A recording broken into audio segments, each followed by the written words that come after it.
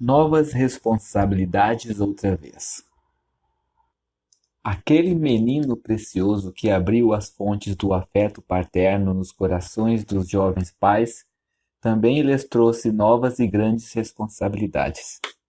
Como a mãe de Moisés foi comissionada pela filha de Faraó a fim de criar Moisés, veja Êxodo capítulo 2, versos 5 ao 10, assim os pais cristãos devem criar seus filhos para o Senhor. Esta é uma ocupação que requer muito tempo e dependência dele. Neste mundo ímpio, que está piorando cada dia mais, a responsabilidade de criar bem os filhos é um assunto muito sério. Muitos ventos contrários soprarão. Somente através da sabedoria divina encontrada nas Sagradas Escrituras é que os jovens pais poderão ser conduzidos na direção certa. Os santos de Deus em todas as épocas necessitam de um caminho marcado por Deus. Isso vale para todo o caminho, mas é especialmente importante na criação de uma família. Não convém que os pais cristãos demorem em desempenhar suas responsabilidades paternas, perdendo valiosos anos para a formação moral de seus filhos. Devemos aproveitar todo o tempo que está disponível, aproveitando bem, remindo o tempo, porque os dias são maus. Efésios capítulo 5, verso 16. Uma jovem mãe foi consultar um ancião servo do Senhor. Perguntou-lhe em qual idade ela e seu marido deveriam começar a ensinar seu filho. Ele respondeu: "Quantos anos tem a criança?" Ela lhe disse a idade. Então ele falou: "Você perdeu todo esse tempo?" É difícil aceitar que o bebê inocente e terno tenha dentro de si a raiz de uma natureza má. Mas ele nasceu com uma natureza caída capaz de produzir os tristes frutos do afastamento de Deus. As inclinações já estão nele, e à medida que a criança se desenvolve, a capacidade de manifestá-las também se desenvolverá. Devemos lembrar de que temos transmitido para nossos filhos o coração ímpio e perverso, vontade que herdamos de nossos antepassados. Como na água a face reflete a face, assim é o coração do homem para o homem. Provérbios capítulo 27, verso 19. O que é nascido da carne é carne. João capítulo 3, verso 6. Nós transmitimos aos nossos filhos a mesma carne que temos. Nem um pouco melhor, nem uma partícula pior. Não podemos dar-lhes uma nova vida. Eles devem recebê-la do mesmo modo que a recebemos. Devem nascer de novo. O Espírito de Deus deve trabalhar em seus corações, gerando uma nova vida com novos desejos. Então, sendo tudo verdade, deveríamos nos sentir incapazes? Devemos cruzar os braços e dizer que não podemos fazer nada até que o Espírito de Deus tenha trabalhado neles? Não, não. Seria bom que os pais dobrassem os joelhos juntos e dessem graças a Deus por seu primogênito. E, em seguida, ali fazer uma sincera súplica de que a criança venha a ser levada ao conhecimento da salvação do Senhor Jesus Cristo em sua idade jovem. Esta deve ser uma petição nascida nos corações de todos os pais cristãos, tal que esteja constantemente elevada ao nosso Deus e Pai.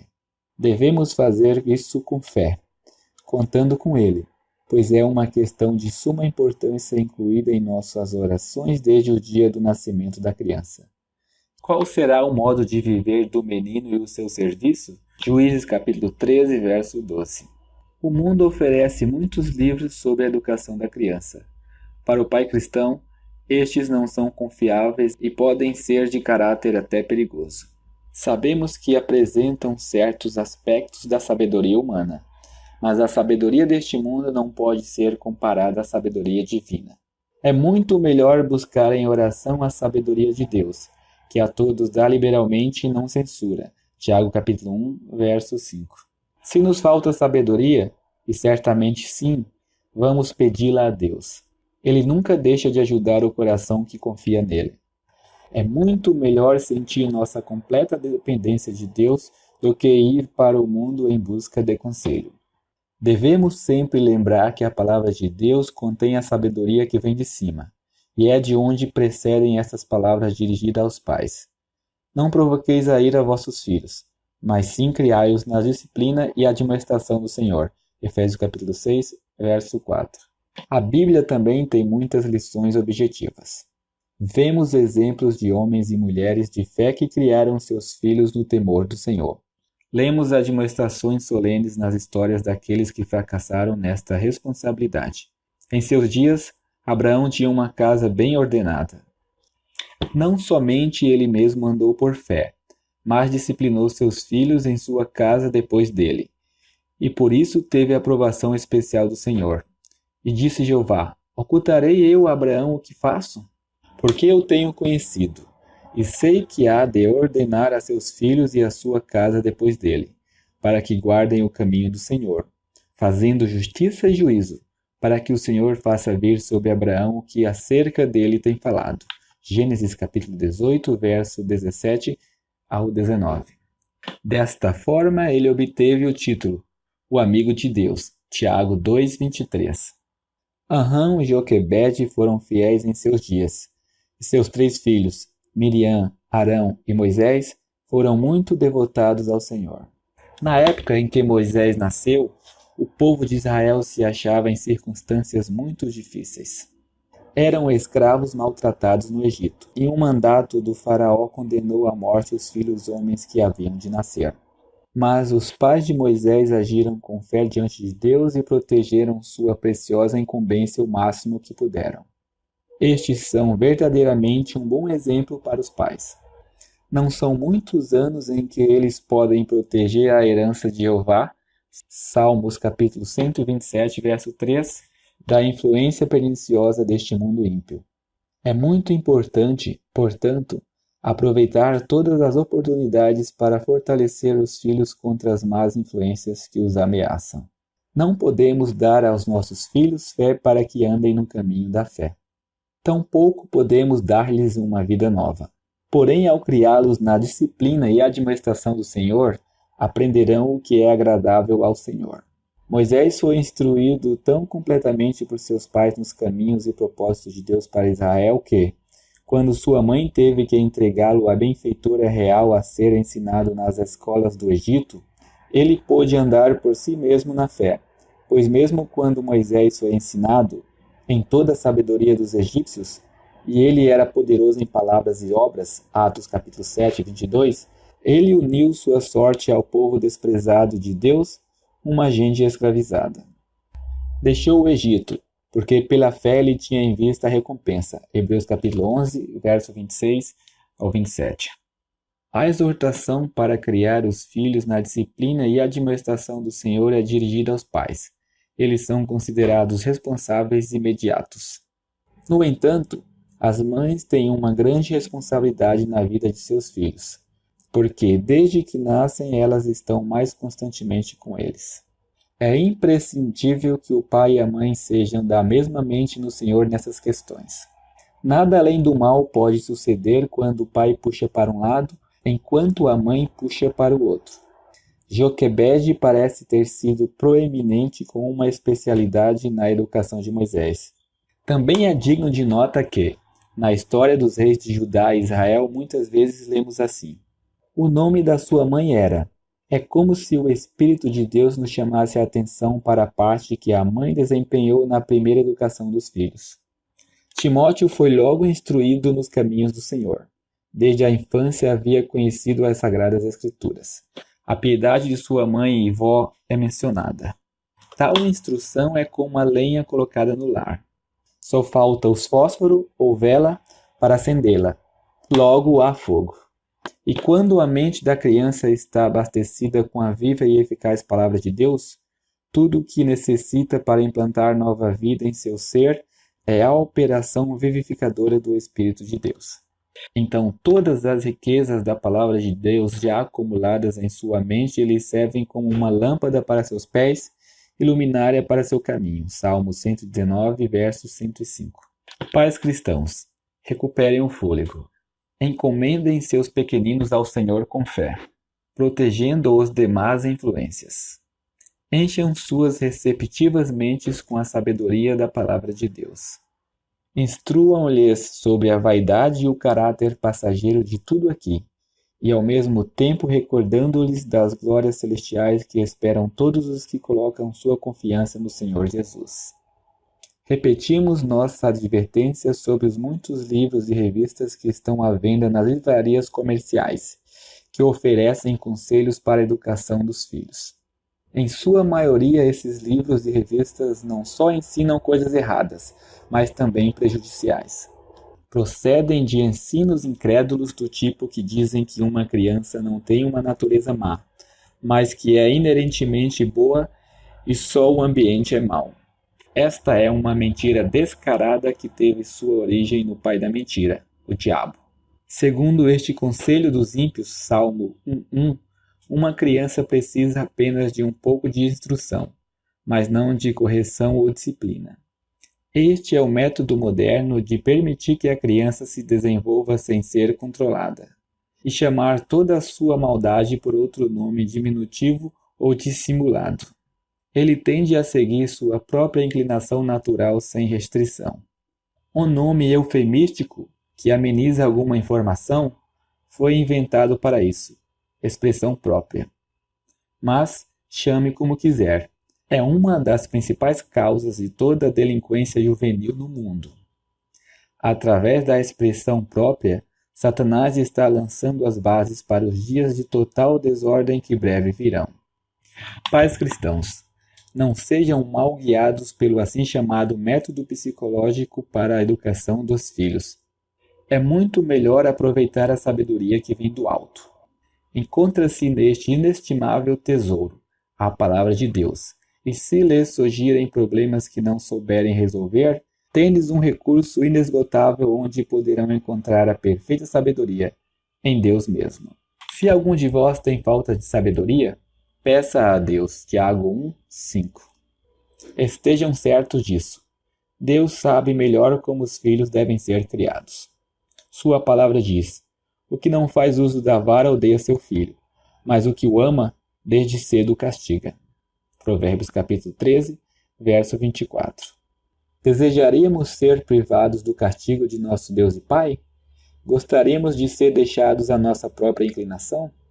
Não, pois nós mesmos somos castigados às vezes. E por quê? Porque o Senhor corrige a quem ama. Hebreus capítulo 12, verso 6.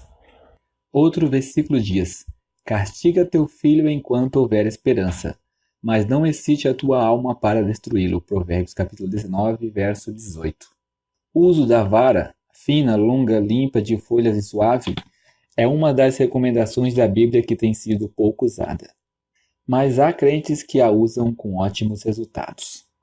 Porém, a vara não deve ser usada com ira, nem com brutalidade, mas no temor de Deus e amor verdadeiro para com o filho. A disciplina é uma responsabilidade solene que não pode ser negligenciada sem que haja prejuízo para a criança e ainda com desonra ao Senhor. Qualquer maneira áspera e insensível de aplicar a disciplina pode desanimar os filhos, de modo que é necessário exercê-la com um coração vivamente desejoso de seu bem. Podemos aprender algumas lições importantes para disciplinar os filhos, considerando como nosso Pai de toda sabedoria e todo amor nos disciplina. Lemos que nossos pais nos corrigiam como bem lhes parecia, Hebreus capítulo 12, verso 10.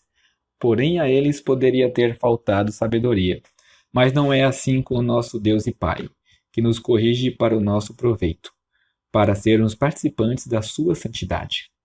Assim que a disciplina deve ser aplicada, para o bem da criança, com sabedoria e oração, e no intuito de glorificar a Deus. A insensibilidade e a dureza na disciplina devem ser cuidadosamente evitadas. A criança precisa sentir que os pais não gostam de castigá-la, e que, se o fazem, é com amor a fim de criá-la bem. Certa vez um pai sábio que passeava com seu filho observou uma velha árvore torta. Parou, chamou a atenção do filho para a árvore mal formada e sugeriu ao filho que, eles dois, tentassem endireitar a árvore. O filho tinha idade suficiente para saber que isso não poderia ser feito e disse ao pai que era tarde demais para fazê-lo. Isso deu ao pai uma oportunidade admirável para explicar que é necessário corrigir os filhos enquanto são pequenos. E essa era a razão pela qual ele muitas vezes o corrigia, porque não queria que ele crescesse como aquela árvore torta. É certo que os filhos devem obedecer a seus pais sem fazer perguntas, mas não é sábio que os pais exerçam sua autoridade arbitrariamente sem razão ou explicação. A criança percebe rapidamente se a disciplina foi feita com peso e consideração ou se talvez tenha sido injusta. Um pai pode ter ocasião de proibir seu filho de fazer algo ou de ir a algum lugar, mas não é muito mais eficaz incorporar o temor de Deus na admoestação? Não seria melhor dar-lhe uma citação apropriada das Escrituras como base na sua admoestação? Paulo, escrevendo aos Tessalonicenses, disse: Assim como bem sabeis de que modo vos exortávamos e consolávamos a cada um de vós, como o pai a seus filhos. 1 Tessalonicenses capítulo 2, verso 11. Paulo mostrou um coração paternal aos santos e sua declaração mostra a atitude que um pai deve demonstrar ao instruir seus filhos. A atitude paternal de Paulo com aqueles crentes era exortá-los ou encorajá-los, aplicando a palavra de Deus à sua conduta. Ele também os consolava. E como poderia fazê-lo sem falar de Deus de toda a consolação? Como um apóstolo, ele poderia ordená-los e testificar quais deviam ser seus caminhos para a glória de Deus. Leia sua exortação. Finalmente, irmãos, vos rogamos e exortamos no Senhor Jesus, que assim como recebeste de nós, de que maneira convém andar e agradar a Deus, assim andai, para que possais progredir cada vez mais. 1 Tessalonicenses 4:1. Se os pais lerem as epístolas de Paulo, aprenderão como ele, como pai, admoestava e instruía os santos. Queira Deus conceder aos jovens pais mais de seu Espírito Santo na disciplina de seus filhos. Paulo também desempenhava o dever de uma mãe carinhosa para com aqueles santos. Fomos brandos entre vós como a ama que cria seus filhos. 1 Tessalonicenses 2,7. Quem pode ter a ternura de uma mãe, senão uma mãe? No entanto, Paulo, em sua medida, teve tal afeição por aqueles queridos cristãos. Não há pais que, havendo criado filhos, reconhecem que fracassaram no desempenho de suas responsabilidades paternas? E nem todos confessaram que seu fracasso se deve em grande parte devido à falta de atenção aos princípios divinos expostos nas Sagradas Escrituras? Portanto, é importante que os jovens pais esquadrinhem a palavra de Deus a fim de receber a sabedoria que vem do alto, para que possam proteger seus amados filhos das terríveis influências que há no mundo. A corrente do mundo está se corrompendo mais e mais. Por todas as partes se vê os traços característicos do mundo antediluviano e de Sodoma, tal como o Senhor mesmo predisse que aconteceria. Veja Lucas capítulo 17, verso 26 e 30 ao 30. Queira Deus comover os corações de seu povo a levar em conta a gravidade dos tempos em que vivemos e os perigos que ameaçam nossos filhos.